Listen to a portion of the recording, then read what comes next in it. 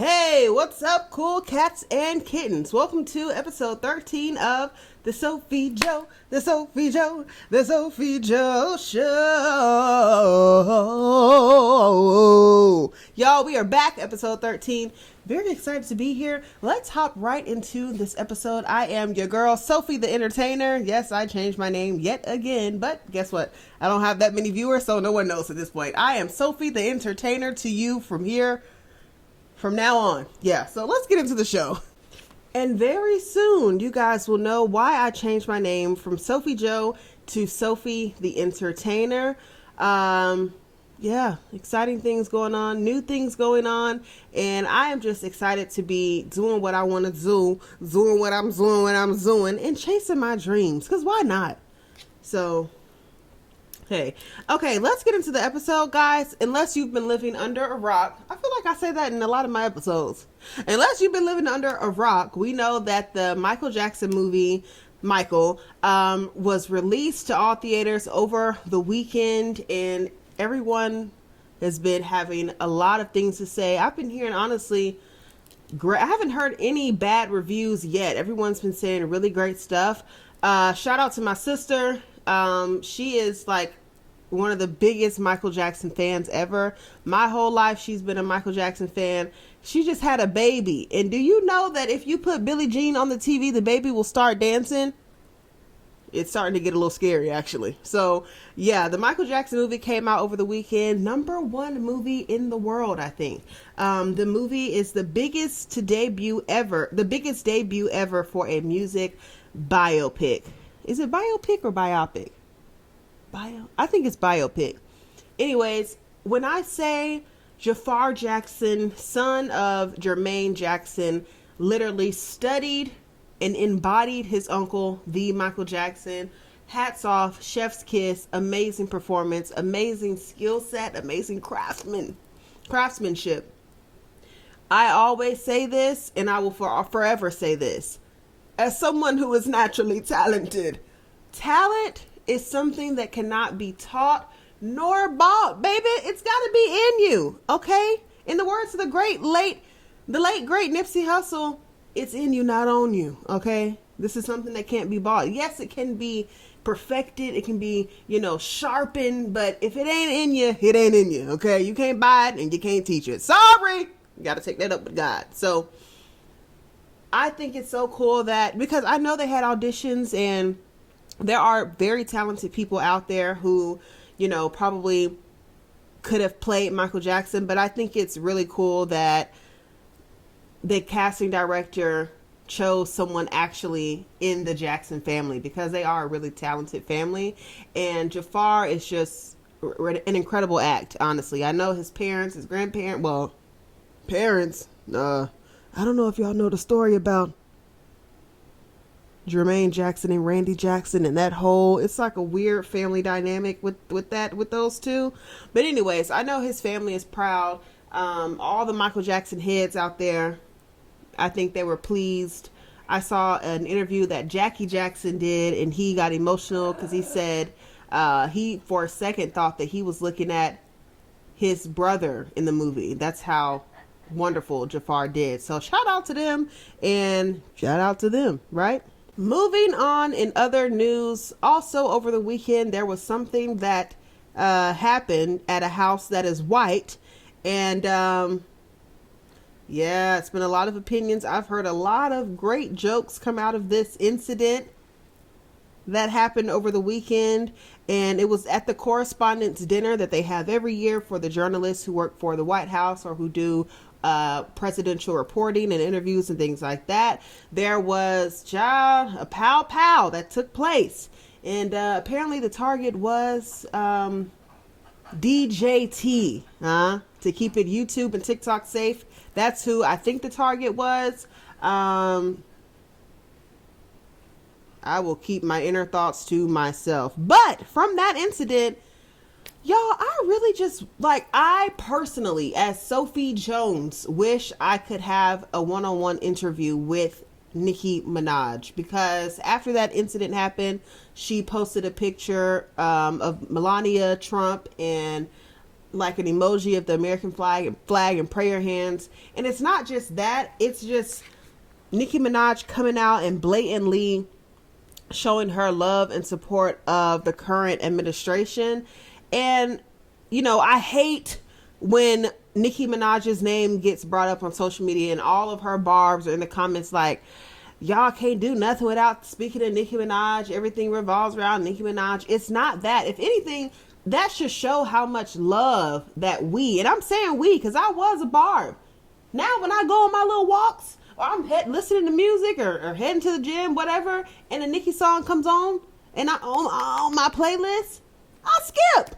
I just can't listen to it. Now, I haven't deleted her music from my Apple Music, but when a song comes on, I press skip, because I haven't gotten over it yet. So in my opinion, that shows just how much of a fan and love we had for Nicki Minaj and how disappointed we are with how she just changed her entire, I don't even know what to say. I'm just so interested to know what made her turn on us like that. She switched up on us and no one was expecting it, because Nicki Minaj is always, from how I feel like we saw it, she's always been like a truth teller.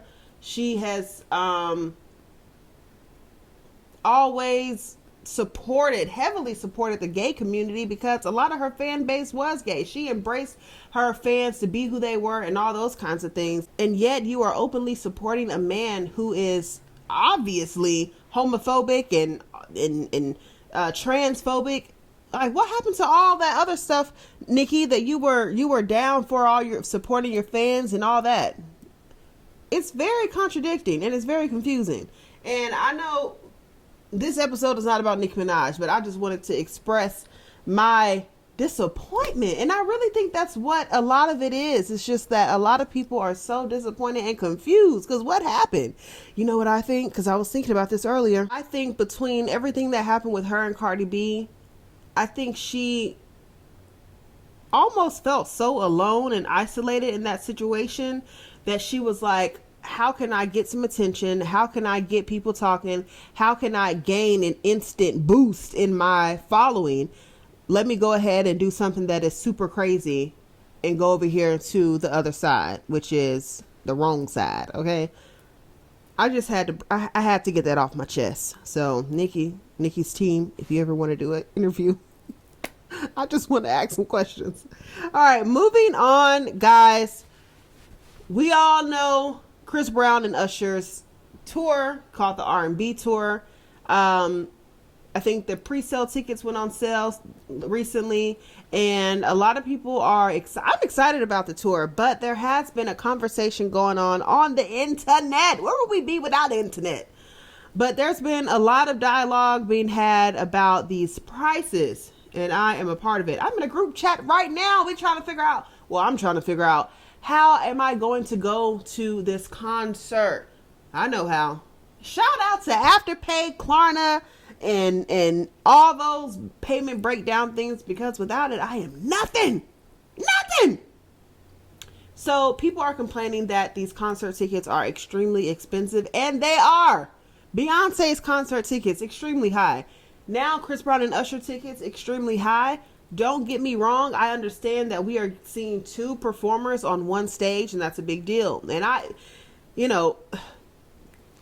once again, coming from someone who has a bit of a background in theater and just entertainment, I understand, like, it takes way more than people know to put on a show. Like, it's not just that one singer or dancing performing. It's an entire production behind them. Okay, it's lighting, it's mics, it's audio, it's tech, it's producers, it's choreographers, it's dancers, it's musicians, it's tons of things that goes into putting on a show. And I know all that costs money. Like I said, we are seeing two performers on one stage, but my God, I think artists should sometimes take a step back from them being like this huge famous superstar and just think about their typical everyday fan. I'm talking about a typical everyday fan and supporter of theirs cannot afford $800, $1,400, $1,500 tickets. Now, are these shows going to be sold out? Absolutely. Will people be selling everything that they have literally and physically to get these tickets? Probably. But I just wish there was, I don't know, I guess a little bit of thoughtfulness that went into like, oh, I know my fans will support me, but I don't have to put these tickets through the roof because you know you're going to sell out anyways. Sometimes I think artists kind of get a little big-headed and greedy, in my opinion. Hey, I'm just saying. Now, will I be doing whatever I need to do to go get these tickets? Yes, I will be. Okay? Because I do enjoy a good performance and I love Chris Brown and Usher. Will it put me in a financial bind? Probably. But it's worth it. We only got one life to live. Life is worth the living. Okay. Moving on to our next topic. So recently, Oprah Winfrey was shown getting a little emotional at a speech that she was giving at Morehouse College's early graduation to the Morehouse men about to graduate. And she got a little choked up, just said how proud she was of the men. And I thought that was awesome. Oprah is one of my inspirations just from her broadcasting background and who she has become and how she gives back to people. I thought it was a great thing. A lot of people in the comments on social media were their thoughts reflected mine, very, supportive and thought it was great and love Oprah. But there was a few negative Nancy's saying like, oh, Oprah, we ain't forgot about Michael Jackson. We ain't forgot about those missing girls in Africa. I don't know nothing about that. And I try to do some research. I ain't really find nothing, but I think it's just so interesting. And a lot of times it is us. You feel what I'm saying? We sometimes can be so mean and just nasty towards our own people. We need to be more supportive, okay? How many women, black women, do you know from the deep dirts of Mississippi brought themselves up from their bootstraps and turned into this mega, what's it called? Media mogul. How many do we know? And it's not just about money, but it's just about the reach that she has and the money that she does have. She gives back and she don't have to. I think that's another thing people get confused. Just because you are rich, super duper rich and famous, that don't mean that you have to give your money away to other people. I think, in my opinion, I think you should help because there's no way you can spend billions of dollars in one lifespan. But no one is obligated to do anything for anybody. It's just something that you might want to do out the kindness of your heart or for a tax write-off, huh? But anyways, Oprah has been supporting financially the Morehouse College for over 37 years. I'm talking about millions of dollars going towards these men's scholarship and paying their way through school. College is not cheap, especially when you are trying to become certain things like, a doctor or things like that. School is very expensive. And there are some people, a large demographic of people who rely and depend on scholarship funding and, government aid, even though our current administration is Xing that out and not trying to help nobody. So you do need people who are very generous with their pockets. I actually work in fundraising right now at my job. I work in fundraising and we do things for my organization. And I know we have certain sponsors and donors. If we didn't have them, a lot of things that we are able to do for the youth in my community, we wouldn't be able to do. So whether they are doing it for a tax write-off or they're doing it because they really do want to help others, we need them. Okay. So all the people who have something negative to say about Oprah, at least she's giving back and helping, because I can name a whole bunch of billionaires who ain't doing nothing, not to my knowledge. So hop off her train. All right, guys, let's get a little bit into my personal business, something that I rarely share. Y'all, I am on a weight loss journey, right? It is a journey. I feel like I've been on this journey at least 20 years. Okay, maybe not 20, at least 15 years. And okay, maybe not 15, at least 10 years. And but I feel like now I'm really trying to take it serious. Like this time, I've tried so many times to like lose weight, go on a diet, all that stuff, and I just feel like this time I'm really gonna stick it out. But I wanted to just share that with you guys. I am on a weight loss journey, and it is not easy. It's very hard, actually. So I have something called PCOS, which stands for polycystic ovarian syndrome. And it's basically like, y'all can Google it. A lot of women are being diagnosed with it lately or as of recent.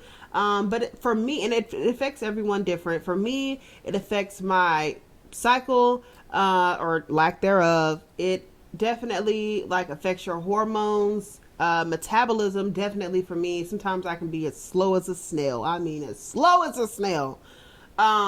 Just your energy levels. Sometimes like your body almost works against you, like storing fat in the abdominal area. So, and we all know how hard belly fat can already be to get rid of. And that along with PCOS, struggle bus major, okay? Driving the struggle bus, actually. I got the hat on and everything. But I wanted to talk about just the struggles that I'm having with it, but I'm trying to work through them. So I have started to go on long walks. I don't have a problem going to the gym, but right now I'm really liking the long walks because it's a good walk. It has some hills in it, and cardio is always a great way to start off, always a great way just to get mobility added. Because a lot of times in my old life, I love watching TV, especially reality TV. So becoming a couch potato is something that I was, but I'm breaking out of and just trying to move my body more. You feel what I'm saying? Because I'm too young for my knees to be hurting and my hips. It's because it's weight on them, and I already know this. So I'm hoping that during my journey of losing weight, that will help alleviate some of that pain that I have in my joints. Also, I'm not a diabetic, but I am hoping and praying I don't become one. A lot of people think that just because your parents or your grandparents was or did something means that you too will inherit that. A lot of things that we think are inherited are simply not. We inherit a lifestyle. We inherit ways from our parents or our grandparents or people around us who we see every day, but you cannot inherit you can't inherit certain things. You just inherit the lifestyle and the ways that people do things. If you grew up around eating hog moss, pig feet, black eyed peas, cornbread, mac and cheese every week, typically you will grow up with those same patterns, thinking, oh, I'm going to eat this because that's what you're just used to. But it's not an inherent thing. It's just a pattern that you picked up. So with that being said, I didn't grow up eating that stuff. I'll be completely honest. My weight majority,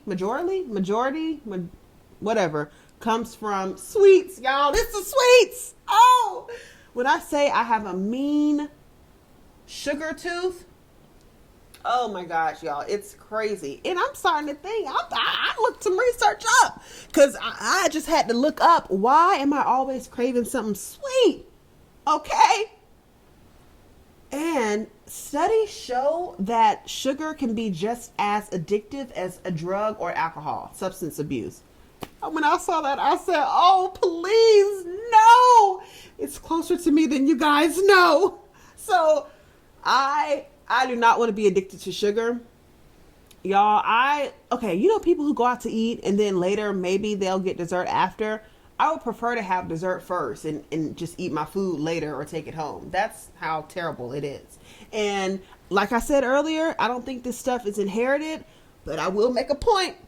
On my maternal and paternal side, both diabetes. My grandma on my mom's side, my grandma on my dad's side, diabetics. My grandfather, one of them was diabetic. The other one was not. Okay, my mom is not diabetic. My mom doesn't have a crazy sweet tooth, but my dad does. My dad's side does.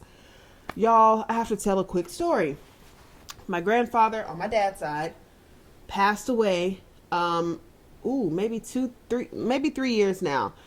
And after he passed away, a couple of family members, we were at his house, and I don't know what we was doing, but I was looking for some candy or something sweet. And my great aunt was like, go look in the microwave. Your granddaddy has some stuff hid in there. I look in the microwave, it's Kit Kats hid. Y'all, when I saw that, it reminded me of me, because that's the kind of stuff I do. When I stayed at home with my mom before I moved out into my own space, because I knew I wasn't supposed to be having it, I would hide like cookies or, hide sweet snacks somewhere where it's like a shameful thing. I don't want anyone to know that I'm eating these things because I know I'm not supposed to be eating it. So, no, it's not inherited. But when I saw that, I was like, man, these genes are strong. So, y'all, that's my biggest struggle. Like, I meal prep. I do eat a lot of fast food. But over the last, I'm going to say, year, I have really been doing much better on eating food at home and not eating as much fast food. So I'm proud of myself for that. But like, I'll meal prep. I don't mind going to the gym. I don't mind walking, because you have some people, they don't want to do nothing. It's that sugar for me. Cookies, ice cream, shakes, all that stuff that is so bad for you. And we all know sugar increases or causes inflammation. So if your knee or your arm already hurting, the sugar literally goes in and attacks it. We know that sugar is an amplifier for your body to crave more sugar. And the thing is, I'm smart. I know all these things, but it's just lack of self-control. And I know who I get that from. I won't say your name, but I know who I get it from. So I am trying my hardest to just grow up and mature mentally and know that these things are bad for me. Stay away. I just wanted to share that with y'all. So, also, on top of that, your girl is on the shot. Y'all know what shot I'm talking about. Yeah, I'm on it. I'm on that GLP1. I know some people are anti-shot. That's crazy. If the technology and the science is out here advanced and it's saving people's lives and changing people's lives, why not try it? So yes, I am trying it. I don't know what week I'm on, but I've been on it for about 4 weeks. And I'm not going to give too many details, but I will say I'm on it, and I can't wait to see, the journey that the end results of this journey. So I just wanted to let y'all in on a little bit about me, and hopefully some other people can relate to this or give me advice, or just, this is something relatable. And I know it is, because America is one of the largest overweight, obese countries out there. It's because we eat all the time and we don't do no movement. But I'm changing that about myself. So before we get out of here, y'all know we got to end the show with the quote of the day. What do you say? Call me Renee. Huh? Okay. My quote book full of quotes, where I just go through and pick a quote. Let's see. Where are we going to stop at today, boo? Okay, we're going to stop here. This is a quote from Helen Keller. It says, "The best and the most beautiful things in the world cannot be seen or even touched. They must be felt with the heart." That's a nice quote. I think this is about love, having love for somebody, having a connection with someone or something. And because, they say that's all that really matters, right? It's not necessarily the tangible things in life, money, bags, cars, clothes, shoes, houses, whatever, but the inside, your soul, your spirit. Shout out to Helen Keller for that quote. All right, girl, that wraps up this episode of the Sophiejo Show. It's the Sophiejo Show. Make sure y'all are following me on all platforms at at Sophie the Entertainer. If you don't know how to spell, sound it out, huh? Back to the old days of elementary school, phonics, all that good stuff. Sophie the Entertainer, Instagram, TikTok, YouTube, all the good things. I'm thinking about hopping on Twitch. So I don't know, but make sure y'all are subscribed, and I will see you guys in my next episode.